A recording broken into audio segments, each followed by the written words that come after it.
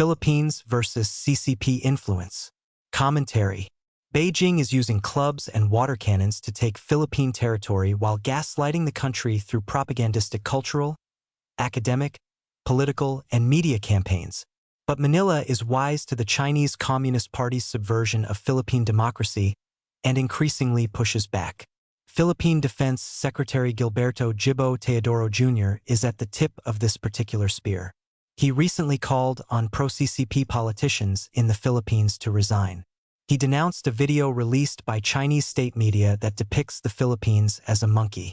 And the Defense Department is scrutinizing CCP-backed academic and cultural exchange programs in the Philippines that have come under investigation by a Stanford University initiative. The Defense Secretary has plenty of top cover. On August 3rd, the spokeswoman at Malacanang, the presidential palace, backed Teodoro publicly, calling his approach an expression of love for our country.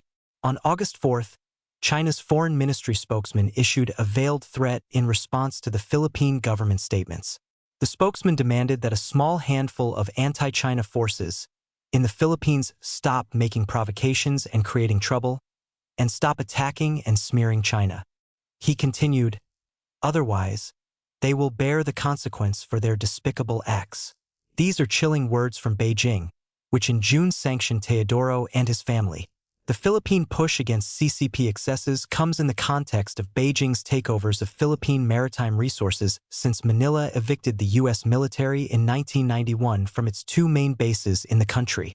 Beijing has exploited the power vacuum and its economic influence in Manila and Washington by gradually taking control of Mischief Reef in 1994, Scarborough Shoal in 2012, and by making ever-increasing claims further afield. After Japan and the Philippines announced maritime delimitation talks on waters east of Taiwan, including the Baitens Group of Islands, Jinan University in China hosted a symposium last month of scholars from 6 other Chinese universities. They unanimously claimed the Baitens Islands as China's own. The new and unsupported claim to the islands, which belong to the Philippines, is redolent of how China's 9-line claim to the entire South China Sea came into existence. First as a private map as early as 1933 that had no legal basis but was later cited by the regime in Beijing as proof of ownership. Jinan University has a Philippine Studies Center and is reportedly engaged in coordinating Chinese language teaching in the Philippines with the Chinese Embassy in Manila. An investigation by a Stanford University initiative called Sealight reported extensive CCP influence in the Philippines' Chinese language education system.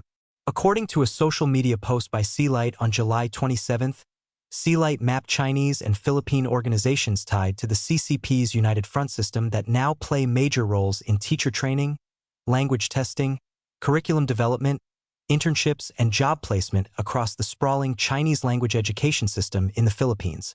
The report notes that since 1991, the Philippine Chinese Education Research Center, which is associated with the Chinese Embassy and Jinan University, has run a blood transfusion plan that as of 2022 had already imported more than 5,000 mainland teachers to fill Chinese school posts. In 2004, it added a matching blood generation plan, reported in the Philippine press, which sends Filipino-Chinese high school graduates to Chinese universities for 4-year Chinese language teaching degrees on condition they return home to teach for at least 5 years. Like all universities in China, Jinan University is required by Chinese law to cooperate with China's intelligence agencies, calling into question whether Chinese intelligence is operating in the Philippines through such academic exchanges. For days after the release of the Stanford report, the Philippine Defense Department noted on July 31st that the department is engaged in an investigation of foreign malign influence, co-optation, and covert interference. The department emphasized that its investigation is not against the Filipino, Chinese community. Manila has generally emphasized that its pushback against the CCP's territorial and influence operations is not against Chinese trade, investment, and Filipino, Chinese persons.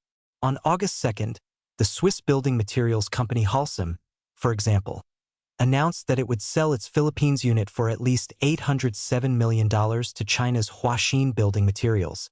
Manila typically welcomes this kind of Chinese investment. While building materials may be relatively innocuous, China's increasing investment in strategic Philippine sectors such as telecommunications, finance, and power generation warrants further investigation.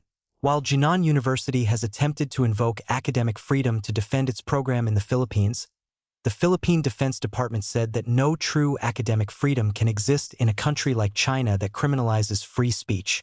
Genuine academic freedom cannot exist within state-owned propaganda channels where free speech is suppressed. Dissenting views from the party line are immediately criminalized, and history itself is heavily censored, most notably the violent suppression of students at Tiananmen Square. It said. The Philippine Defense Department also raised the CCP's human rights abuses against Uyghurs, which is genocide by the United Nations definition. The CCP's aggressive actions against the Philippines include physical violence against Philippine military and Coast Guard personnel in the South China Sea and dehumanizing propaganda, including most recently the above-mentioned video, which is AI-generated. It depicts the Philippines as a monkey and an international arbitration award as litter. A court in The Hague issued an award recognizing the legitimacy of the Philippines' exclusive economic zone and invalidating China's 9-line. China Daily, a state-controlled media outlet, released the video on July 10th. On July 30th, Rear Admiral J. Tariella, the spokesman for the Philippine Coast Guard on the issue of the West Philippine Sea, gave his support to the investigation of China's influence in Philippine academia and made the connection between the CCP's propaganda and violence. The same playbook we confront at sea, coercion disguised as routine, aggression framed as law enforcement, operates on land through narratives disguised as scholarship and influence disguised as cultural exchange. He wrote on social media, "Water cannons target our vessels. Disinformation targets our minds. Both are assaults on our sovereignty."